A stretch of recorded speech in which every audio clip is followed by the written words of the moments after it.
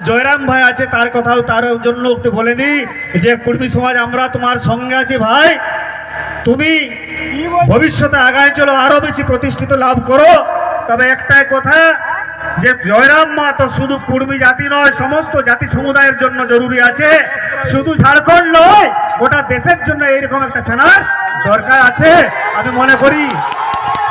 তো আজকে সেই জায়গায় জয়রাম ভাইয়ের কাছে আমার অনুরোধ থাকবে, আমরা সাথ দিব এবং ভবিষ্যতে তুমি পটেনশিয়াল লিডারশিপ আছো, ভবিষ্যতে যে ঝাড়খণ্ডে যে পলিটিক্যাল অপরচুনিটি যে আছে, তোমাকে ভবিষ্যতে ঝাড়খণ্ডের সর্বোত্তম নেতা হতে হবে, सीएम होता है सेदिन किंतु कुर्मीर अभी मिटो चलो। जयराम महतो पूरे भारत के लिए, पूरे भारत के नौजवान के लिए अब एक मिसाल पेश किए हैं। पहले वो निर्दलीय किसी पार्टी से चुनाव नहीं लड़े और विधायक बने हैं, और आज एक मुख्यमंत्री के सभा में जितनी भीड़ नहीं लगती उतनी भीड़ जयराम महतो के सुनने के लिए लगता है। यानी नौजवान तो प्रेरित हुआ है कि भाई क्रांति पैदा करना होगा समाज में अगर बदलाव लाना चाहते हैं तो।